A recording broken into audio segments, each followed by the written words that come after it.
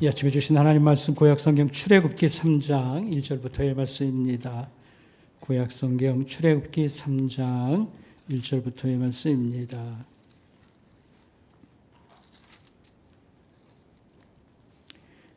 출애굽기 3장 1절 말씀. 모세가 그 장인 미디안 제사장 이드로의 양떼를 치더니 그 떼를 광야 서쪽으로 인도하여 하나님의 산 호렙의 이름에 여호와의 사자가 떨기나무 가운데로부터 나오는 불꽃 안에서 그에게 나타나시니라. 그가 보니 떨기나무에 불이 붙었으나 그 떨기나무가 사라지지 아니하는지라. 이에 모세가 이르되 내가 돌이켜 가서 이 큰 광경을 보리라. 떨기나무가 어찌하여 타지 아니하는고 하니 그때에 여호와께서 그가 보려고 돌이켜 오는 것을 보신지라. 하나님이 떨기나무 가운데에서 그를 불러 이르시되 모세야 모세야 하시매 그가 이르되 내가 여기 있나이다. 하나님이 이르시되 이리로 가까이 오지 말라. 내가 선 곳은 거룩한 땅이니 내 발에서 신을 벗으라. 여러분 밑으로 내려가서 10절입니다. 이제 내가 너를 바로에게 보내어 너에게 내 백성 이스라엘 자손을 애굽에서 인도하여 내게 하리라. 모세가 하나님께 아뢰되 내가 누구이기에 바로에게 가며 이스라엘 자손을 애굽에서 인도하여 내리이까. 하나님이 이르시되 내가 반드시 너와 함께 있으리라. 내가 그 백성을 애굽에서 인도하여 낸 후에 너희가 이 산에서 하나님을 섬기리니 이것이 내가 너를 보낸 증거니라. 아멘. 지는 해가 아름다워야 돋는 해를 크게 기대하지 않는가 이렇게 생각을 합니다. 내일 아침에는 희망이 가득 담긴 아름다운 태양이 떠오를 것이다. 그런 기대를 아마 하게 될 것입니다.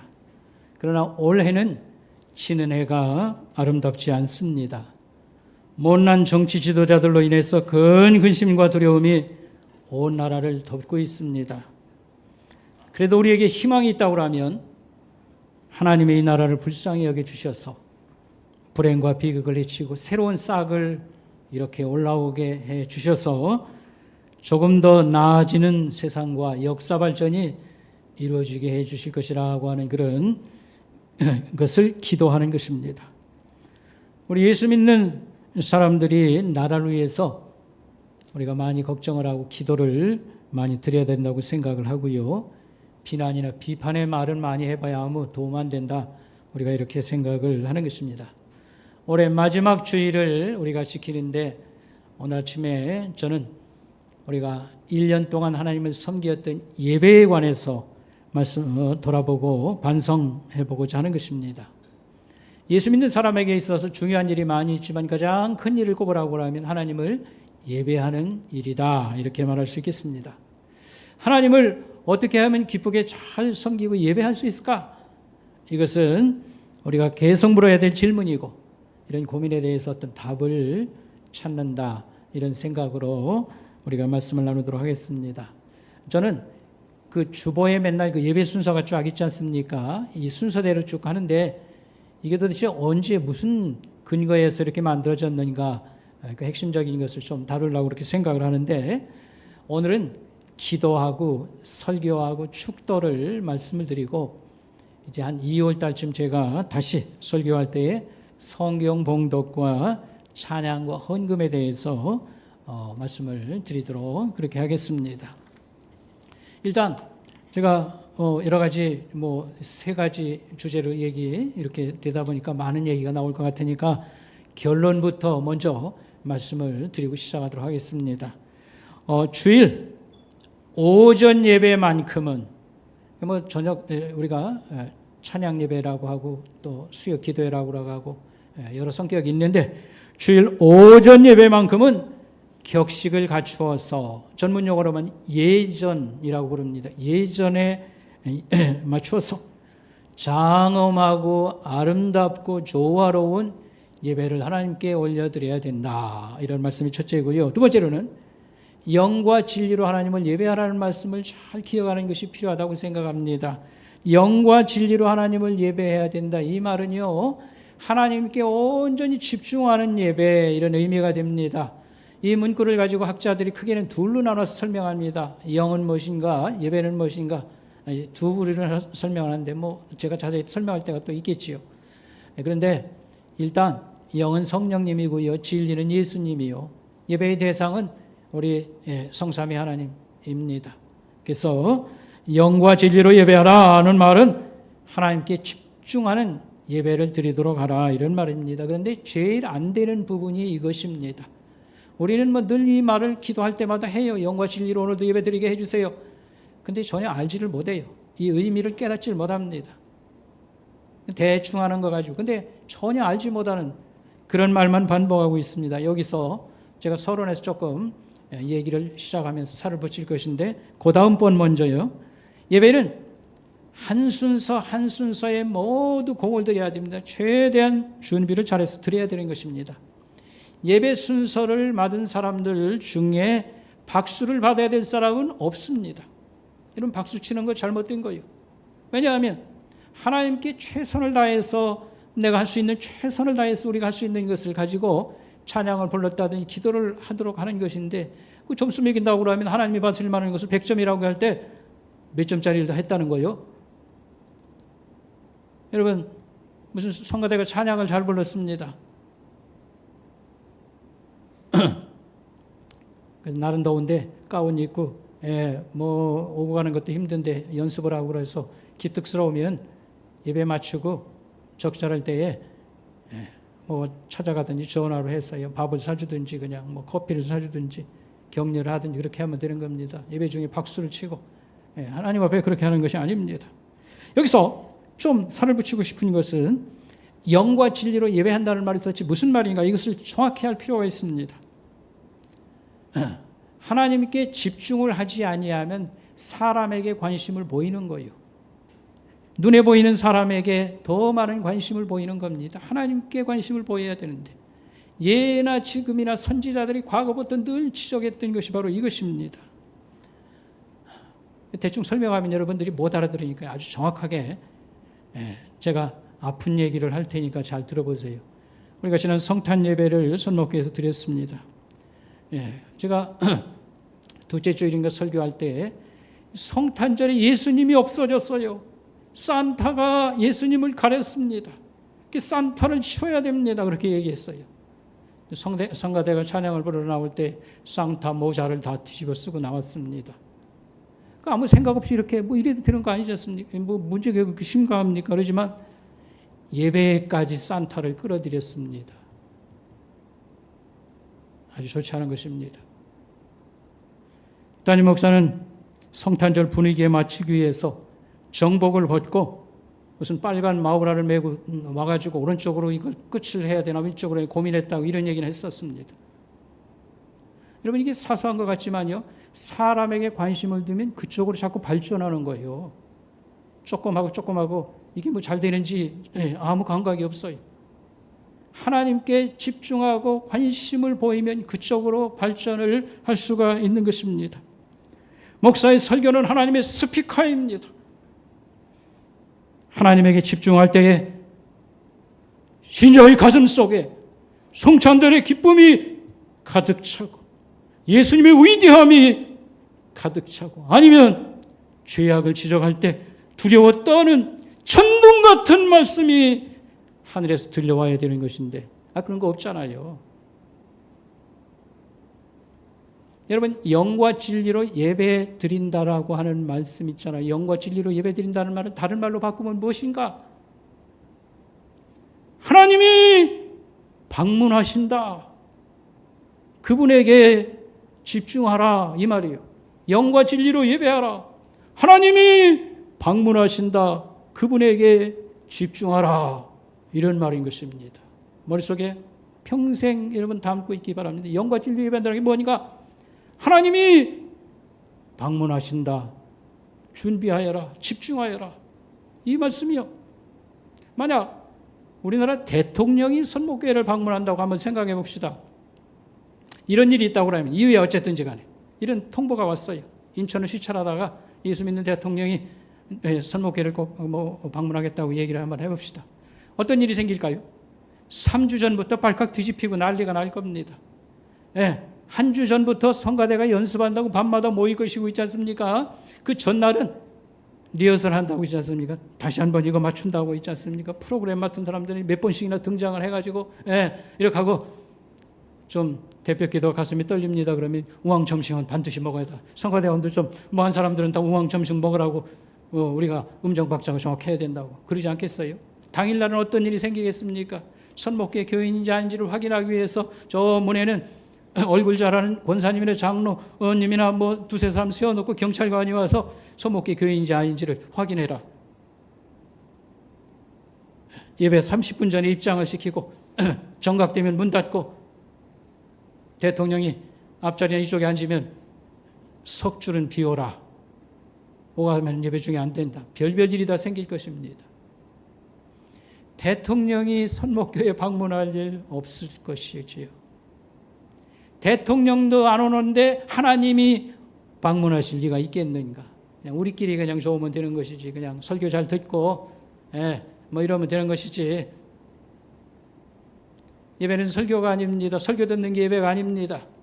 하나님께 절하는 것입니다. 하나님께 감사하는 게 이게 예배의 전부요. 감사의 표현으로 찬송도 있고 기도도 있고 헌금도 가져오는 것이고 하나님 이래 드린다고 해가지고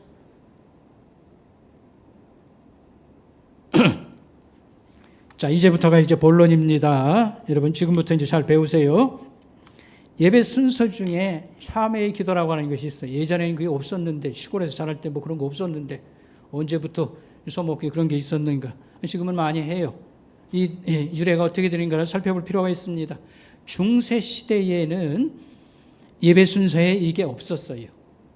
참회는 어떻게 했냐면 예배 순서를 맡은 이 신부가 개인적으로 예배 드리기 전에 혼자 하나님 앞에 나가서 먼저 기도를 해요. 참회 기도를 이렇게 하고 이렇게 했습니다. 근데 이 종교개혁자 중에 위대한 사람이 나왔어요. 종교개혁의 완성자라고 하는 칼빈 선생이라는 분이 예배에 이걸 도입했어요. 그럼 성경적인 근거가 있는가라고 말할 때 오늘 성경 본문의 말씀입니다. 모세가 하나님과의 첫 번 만남의 자리에 갔을 때에 하나님이 거룩한 음성으로 말씀했습니다. 모세야, 모세야, 내 발에 신을 벗으라. 내가 선 것은 거룩한 곳이니라. 모세가 하나님을 조상적부터 믿긴 믿었지만 성경 공부를 했겠어요? 뭐 신앙 뭐 우리 같이 그렇게 수지 있는 거 아니었습니다. 하나님도 잘 몰랐어요. 하나님이 나타나서 가지고 거룩한 자리에 신을 벗으라고 말했습니다. 여기서 신발을 벗는다는 것은 무슨 뜻일까요? 죄악에 넘치는 세상을 밟고 다니는 이 신발은 죄악에 묻은 거, 거룩한 자리에 오염시키는 그런 역할을 하니까 신발 벗으라 이제 그런 것입니다. 하나님 앞이 어떤 자리인지를 네가 알고 엎드려 무릎을 꿇으라 이제 그런 의미가 되겠지요. 유대인들은 1년에 한 번 대속죄일이 있습니다. 1년에 한 차례. 이때엔 반드시 신발을 벗어요. 금식을 하면서 1년 동안 하나님의 율법을 어기고 산 것들을 하루 종일 그들은 참회하고 회개를 했던 것입니다. 예수님은 우리에게 이런 말씀을 들려주셨습니다. 내가 제단에 예물을 드릴 때에, 이것은 예배를 의미하지요. 예배 드릴 때에 형제에게 잘못 감정을 가진 형제가 있다고 생각하면 가서 먼저 그 형제가 화목하고 그 후에 다시 와서 예물을 드리라, 예배를 드리라 이런 말씀입니다. 예배 드릴 때 하나님과 사람 앞에 걸리는 거 없이 회개하고 깨끗하게 하고 예배 드리라 이런 말씀입니다.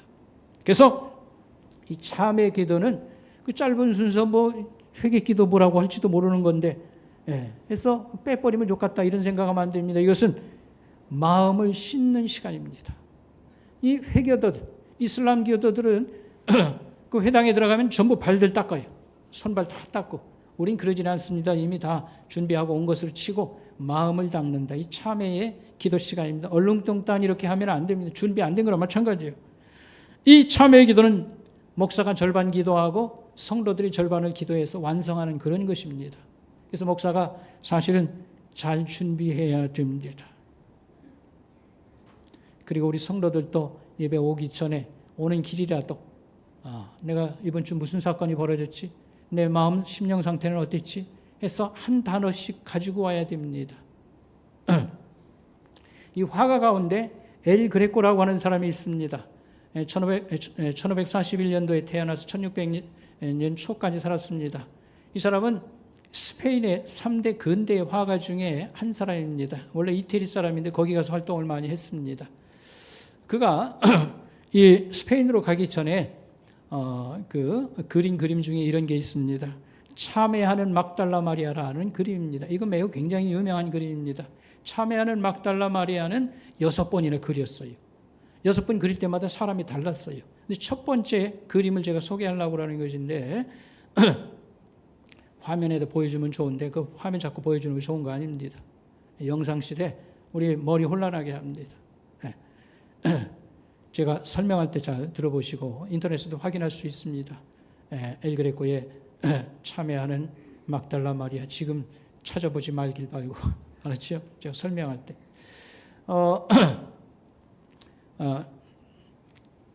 그 참회하는 막달라 마리아 그림은 어떤 그림이냐면 이런 것입니다.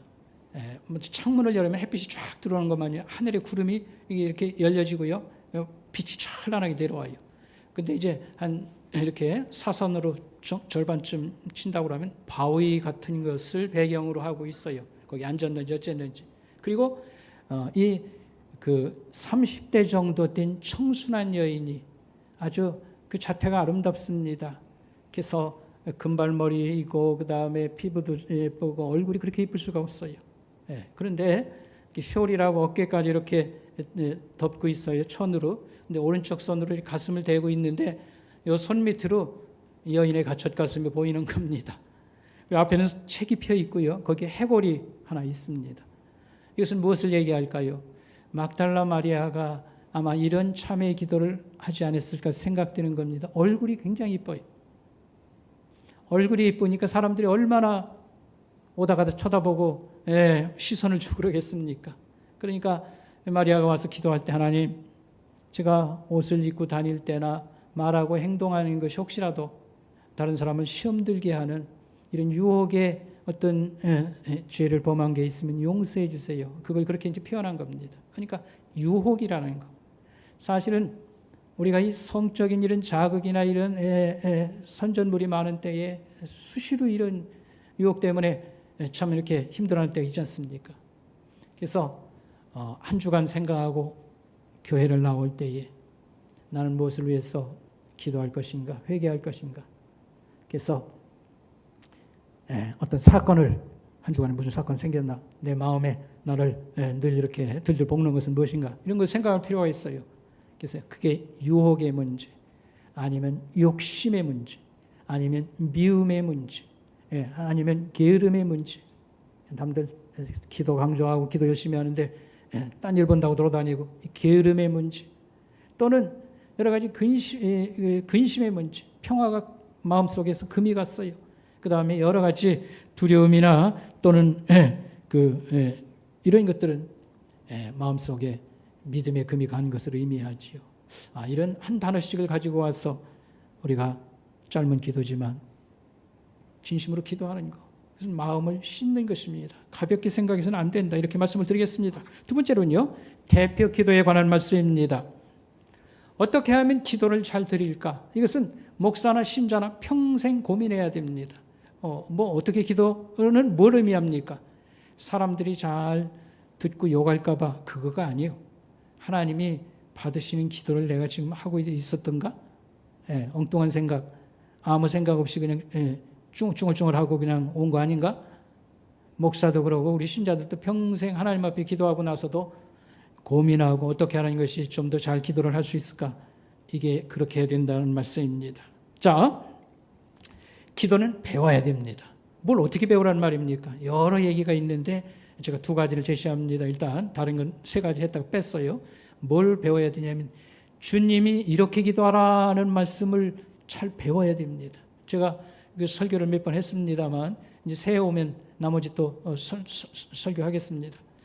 주님의 기도를, 예수님이 기도를 이렇게 하라 가르쳤는데 굉장히 중요한 겁니다. 아주 이것보다도 중요한 게 없어요. 하나님에 대한 기도 세 가지, 우리를 위한 기도 세 가지. 그래서 이 기도 내용도 충분히 파악하고 그 다음에 이것을 따라서 기도하는 법을 배울 필요가 있습니다.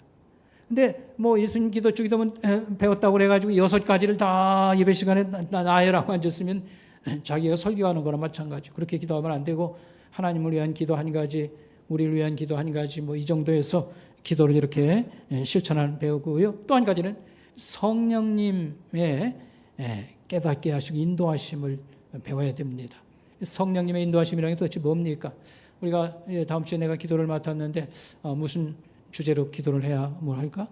이런 고민을 할 때 어린이가 생각났어요.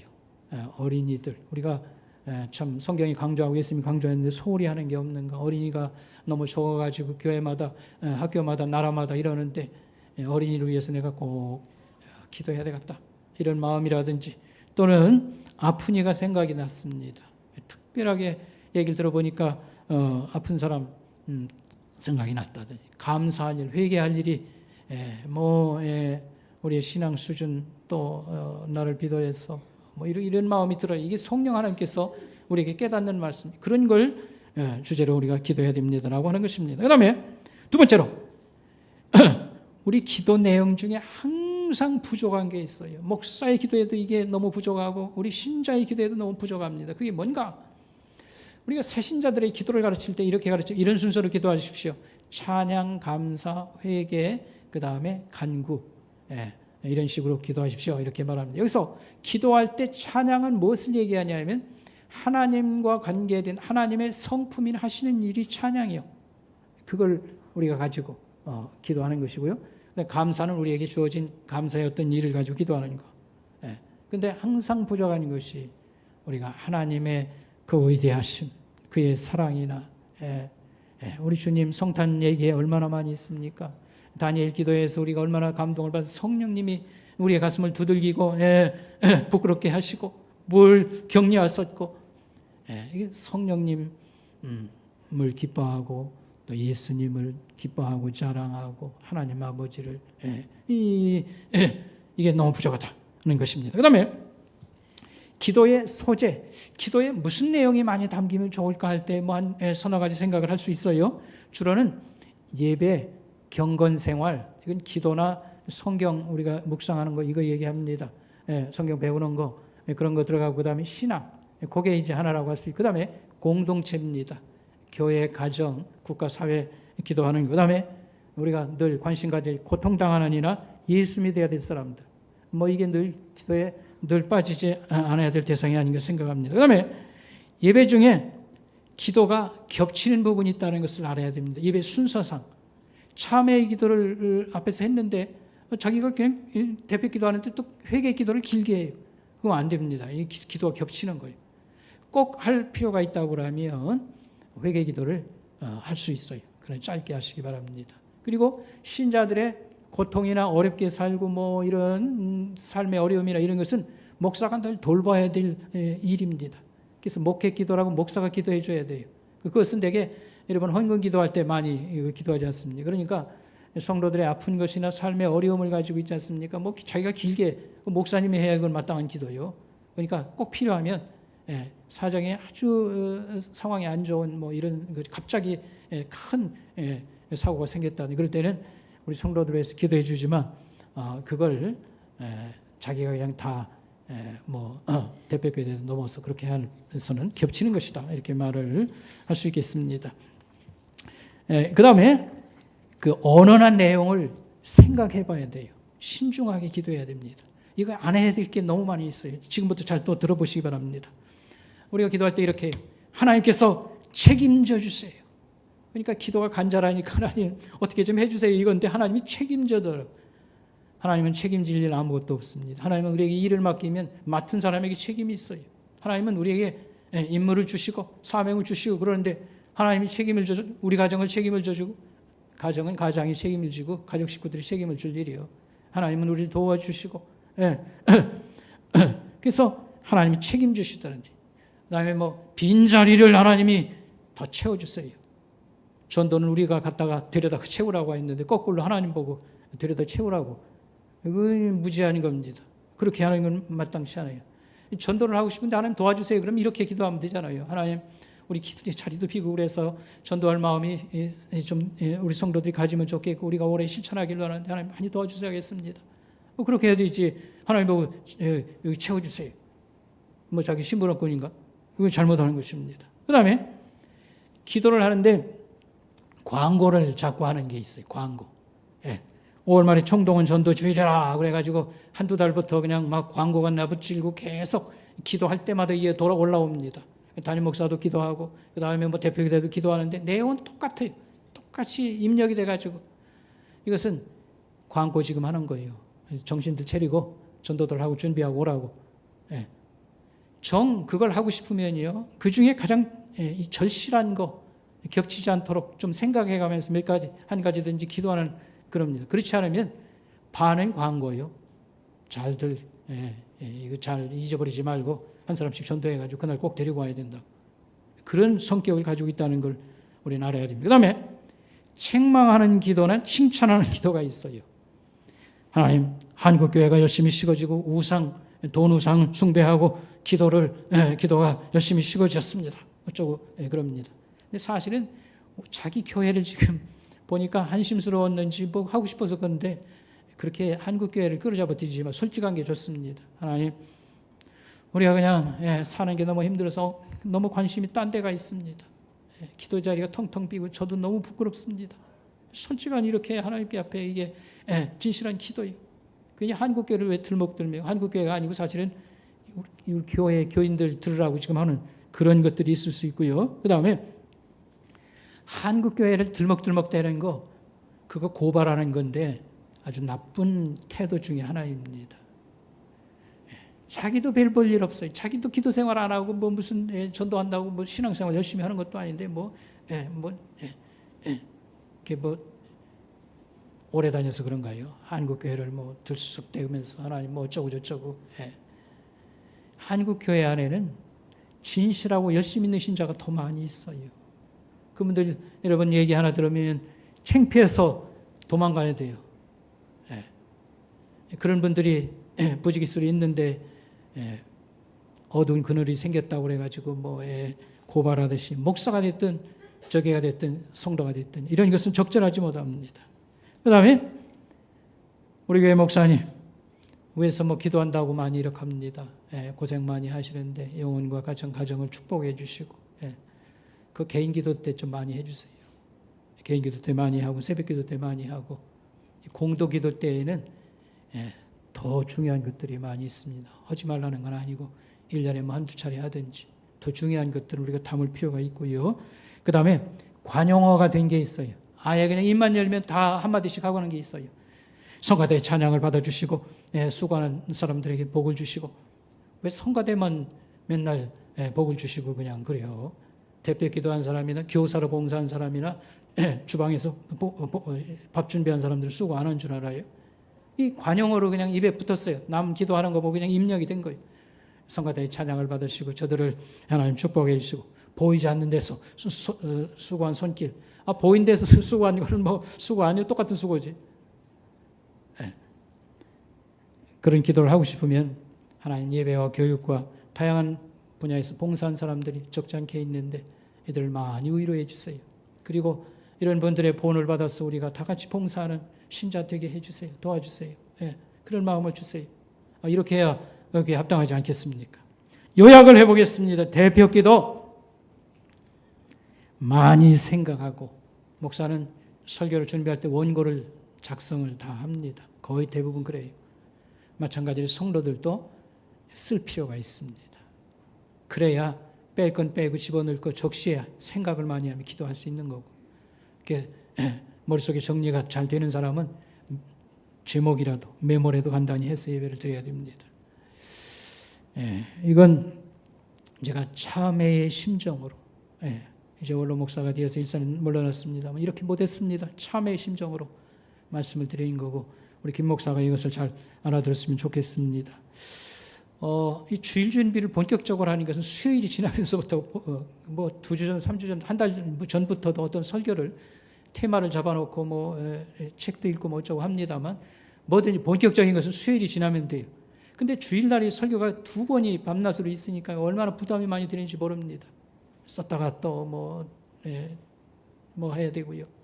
그러다 보니까 예배 준비를 제대로 잘 못하는 거예요. 수요일 전에 좀 하면 좋은데 또 그때는 또 딴 일을 하라고요. 그게 제일 죄송한 게 참회 기도를 그냥 두리뭉실 하는 겁니다. 그 다음에 축복 기도. 그러니까 예수님이 말한 것처럼 우리가 진심 어린 축복의 기도는 상대방이 받을 만하면 하나님께서 복이 임하도록 해준다고 그랬어요. 그래서 이게 가벼운 게 아닙니다. 그래서 목사도 반드시 참회 기도, 오늘 아침에도 했습니다. 항상 부담이 돼요. 우리 공동의 죄를 이렇게 모은다는 것이. 그러나 준비해야 됩니다. 참회 기도, 축복하는 기도. 축복하는 기도, 우리 성도 많이만 주섬주섬 얘기한다고 되는 게 아닙니다. 진심 어리고요, 사랑하는 마음으로. 그다음에 한두 가지라도 뽑아서 길게만 하는 게 다는 아닙니다. 그래서 아픈 사람을 위해서 기도하는데 머릿속에는 아무개 집사님을 염두하고 아픈 이들을 하나님께서 어쩌고 그러는데 요즘 다 퇴원해서 지금 건강이 회복됐어요. 근데 목사가 좀 한 박자 늦었어요. 그런 식의 기도는 도움이 안 되는 겁니다. 아픈 이를 살피고 가난한 이를 살피고 필요하니 학생의 어려움을, 젊은이의 고통을 만나보고 기도에 담고 진심으로 하는 것이 필요합니다. 쌀이 필요한데 신발을 택배로 보내오고, 쌀이 필요할 땐 쌀이 와야지요. 굶고 앉았는데 신발도 돈이 되지 않냐. 쌀 필요한데 택배로 신발이 와서 되겠습니까? 세 번째로요, 설교에 관한 말씀입니다. 설교라는 것은 큰 틀에서 설명하면 주해와 적용으로 이루어집니다.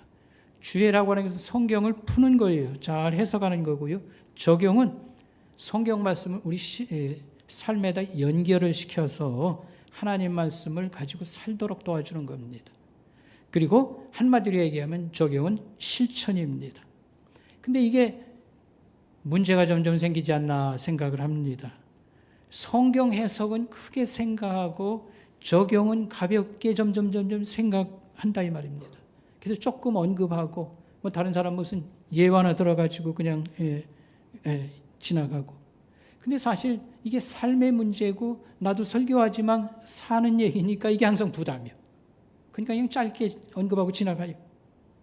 그래서 오늘날 많은 설교들이 성경풀이 설교, 성경풀이 이게 한 70% 되지 않는가 생각합니다. 그러나 반드시 균형을 맞춰야 된다고 생각합니다. 목사는 설교 준비 단계에서 충분한 적용을 해야 되고 고민을 해야 됩니다. 설교를 비유하자면 음식을 맛있게 만들어 오는 요리가 아닙니다. 설교는 무엇이냐? 자기가 하나님 말씀을 먹고 그 다음에 애기 엄마가 모유를 내는 것입니다. 하나님 말씀인 설교자의 인격을 통과해서 그의 지성과 감정과 실천을 통과해서 첫 만들어내는 것입니다. 그래서 어려운 거예요. 설교가 어려운 것입니다. 설교는 충분한 시간을 줘야 되는 것이고요. 설교는 대량 생산이 불가능하다고 봐도 틀림이 없습니다. 어려운 주제의 설교는 몇 년이 걸려요. 예를 들면 하나님의 뜻이 무엇인가? 성경 읽어가지고 책 찾아보고 하나님 뜻 어쩌고 저쩌고. 그게 그런 게 아닙니다. 고난의 문제라든지 쉽게 설교할 내용이 아닙니다. 한국교회 뭡니까? 주일 아침 저녁하고 수요일날 금요일날 설교한다고 그러고 새벽기도 설교한다고 이래가지고는 그럼 몇 번이냐면 9번 아니면 4-5번 최소한 이렇게 가지고는 좋은 설교 나오는 것은 불가능하다고 봐도 틀림이 없습니다. 충분한 시간과 아니면 노력을 하든지 있어야 되는 것입니다. 그리고 설교자는 신자들을 적용으로 실천으로 반드시 이끌어 주어야 됩니다. 행함이 없는 믿음은 무슨 믿음이라? 죽은 믿음이라고 그랬습니다. 적용으로 실천으로 이끌어 주지 않는 설교는 반쪽 설교고 죽은 설교라고 말할 수 있겠습니다. 명설교는 무엇인가? 예를 한번 보여드리도록 하겠습니다. 과거의 설교자들 중에 우리 이전 시대 사람들입니다. 서울의 충현교회라고 김창인 목사님이라는 분이 계셨습니다. 요즘은 은퇴하신 분이죠. 김창인 목사님이라는 분이 있습니다. 저는 직접 들은 얘기는 아니고 간접적으로 들은 얘기인데 아마 오병이어라는 그 성경 말씀 있잖아요. 기적 사건. 아마 그걸 설교하시고 적용을 하셨던 것으로 생각돼요. 음식물을 남기지 마세요. 한참 설명하고 음식물을 여러분 남기지 마세요. 우리 이제 벌써 한참 이전 얘기니까요. 우리 어렵게 사는 사람들 많이 있고 북한 동족 생각해 보십시오. 음식을 우리가 좀 아껴야 되겠습니다. 그리고 예수님이 이렇게 음식을 부스러기를 거두라고 그랬으니까 예수님 말씀을 우리가 지켜야 됩니다. 이런 호소를 했을 겁니다. 오늘 은혜 받았으니까 음식물 남기지 말아요. 이거 끝이었겠지요. 자, 그런데 아마 그때가 대신방이라고 계속 집중적으로 신방하는 때가 아니었나 싶습니다. 목사님이 같이 식사를 하고 어느 집사님이 음식을 남긴 거예요. 가져라고 해서 그걸 잡수셨어요. 뻔때 보이느라고 쇼를 보여주기 위해서 그렇게 이벤트 한번 했나 보다 이렇게 생각할 수 있는데, 그 다음번에 가서도 있지 않습니까? 한 주 뒤인지 그 다음번에 가서도요. 음식 남긴 사람 가져라고 해서 거기서 잡수셨어요. 세 번째 또 그렇게 했어요. 대신방이라고 할 때는 목사님 수고한다고 그래가지고 음식 한번 잘 대접하는 것이 서로들 하고 싶어 하는 건데, 이건 잘 대접하는 게 아니라 그 반대예요.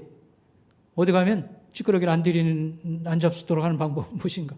긴장을 해요. 아마 설교 때 그 말을 또 한 번 언급하셨는지 모르겠습니다. 교회가 음식물 남겨서는 안 된다고 하는 바람이 불기 시작한 겁니다. 음식을 남기면 목사님이 와서 보고서 항상 잡수신다. 이게 집에서 아이들에게까지 아마 부모들이 교육을 했을 거예요. 너희들 이렇게 남기면 우리 할아버지 목사님이 오면 그거 다 잡순다. 그렇게 해서 어떻게 갔냐? 네가 먹어야 되지. 온 교회가 우리가 음식 남기지 말자고 하는 바람이 불었어요.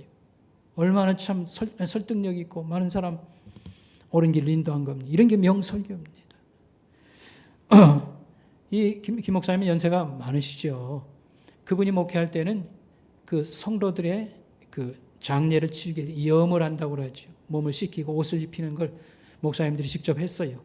제 때에 와서는 장의가 좀 발달돼서 저는 그거 안 했습니다만 그렇게 하셨어요. 그러면서 늘 하시는 말씀이 이거였어요. 성도의 장례식은 임금님 장례식 같이 치러줘야 됩니다. 근데 그냥 구호만 외친 게 아니고 다 교역자들이 그 얘기를 강조하는 거예요. 그리고 교회 자체에서 그렇게 하도록 움직이도록 만드는 거예요. 성도들이 이렇게 고생 많이 하다가 하나님 앞에 가니까 이게 얼마나 좋은 날, 죽는 날은 최고야. 장례식은 임금님 우리가 하나님의 자녀가 아니냐. 장례식 임금님 장례식 같이 치러야 돼. 그러니까 장례만 나면 이 교회는 무슨 잔치 벌어진 기분이고 있지 않습니까? 그렇게 정성을 바치는 거예요. 나도 가보진 않았습니다만 아마 찬송 부를 때 입으로 그냥 성가대원들이 몇 분이 준비해가지고 입으로 항상 하고 메시지가 천국의 기쁨, 우리는 부활의 영광 하니까 장례 치르고 나면 믿지 않는 사람 다 예수 믿을 가능성이 더 많지요? 얼마나 아름답습니까? 지금도 그래야 된다고 생각합니다. 이게 옛날 얘기나 그 교회 얘기가 아니라 지금도 우리가 하나님의 영적 자녀 아닙니까? 천국 가는 날이 얼마나 좋은 날인데 이걸 교회가 영광의 날로 알고 이렇게 준비하고 근데 이론적으로 그렇지요. 실천을 하지 않습니다. 기쁨이 없는 거고 있지 않습니까? 더 이상 발전이 없는 겁니다. 신자를 실천으로 이끄는 가장 강력한 것은 일단 목사가 본을 보이면서 하나님 말씀대로 살아가는 것입니다. 이제 마지막으로요. 축도에 대해서 우리 한번 생각하면 좋겠습니다. 여러분 예배 시작에서부터 마칠 때까지 이것을 산으로 비유하자면 크라이박스 산 꼭대기는 무엇일까? 여러분 알아맞혀 보시기 바랍니다. 산 꼭대기는 뭘까요? 산 꼭대기는 설교, 성찬, 헌금, 찬양 뭐가 꼭대기일까요? 절정, 크라이막스. 축도가 크라이막스입니다. 최고의 절정은 축도입니다. 축도라는 말은 축복기도라는 뜻입니다. 축복하는 기도로 예배를 맞추는 거예요. 근데 축복이라면 우리가 고정 개념이 있어요. 돈을 번다든지 성공을 한다든지 자랑할 거리가 있다든지 들어보니까 그런 것도 아닌 것 같은데 대개는 구약성경 민수기 6장 25절 26절이나 고린도후서 13장 13절을 목사가 인용하면서 복을 비는 내용인데 우리가 보통 듣는 얘기 이거예요. 예수 그리스도의 은혜와 하나님 아버지의 사랑과 성령님의 교통하심이 너희 무리와 함께 할지어다. 있을지어다. 이런 내용입니다. 이것은 하나님이 당신과 함께 해 주시기를 바란다. 하나님이 당신과 동행하는 그런 은총이 을 빌어주는 겁니다. 하나님이 나와 동행하신다. 함께 해주신다.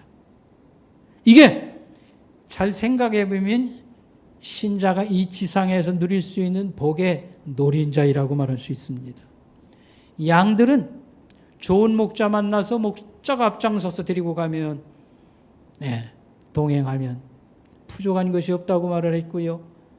어린 자녀들은 부모가 있으면 걱정할 게 없는 것이고요. 성경에 보니까 하나님이 사무엘과 함께하니 사무엘의 말한 것은 다 이루어졌다 이렇게 말을 하고요. 하나님이 다윗과 함께하니 다윗이 나가 싸울 때마다 승리하였다고 말했고요. 하나님이 다윗과 함께하니 다윗은 점점 강력해졌다라고 말했어요. 하나님이 함께하면 이런 것입니다. 하나님이 신자와 함께하면 어떻게 되느냐면 하나님이 인도해 주시고요. 하나님이 우리를 보호하시고요. 하나님이 우리에게 약속한 것, 말씀하신 것은 다 이루어지는 것입니다. 아멘. 그래서 설교는 천둥 같은 하나님 말씀을 품고 예배 마칠 때에 신자들이 하나님의 손을 붙잡고 가정으로 직장으로 나아가서 당당하게 즐겁게 한 주일을 사는 것입니다. 그래서 예배의 클라이막스 절정은 무엇이다? 축도 이걸 알아야 되고 목사가 이걸 알아야 되고 성도들이 이걸 알아서 우리 주님이 나를 인도해 주시고 선한 목자가 되셔서 동행해 주시는구나. 언제 어디 가서라도 그래야 기도할 마음이 생기고 나만 외톨이다, 나만 이 빈털털이다 이런 생각을 가지지 않지 않겠습니까? 오늘 말씀의 결론을 맺도록 하겠습니다.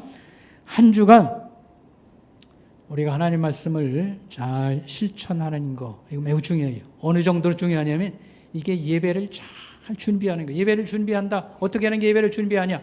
하나님 말씀을 가지고 잘 실천하며 사는 게 예배를 준비하는 거예요.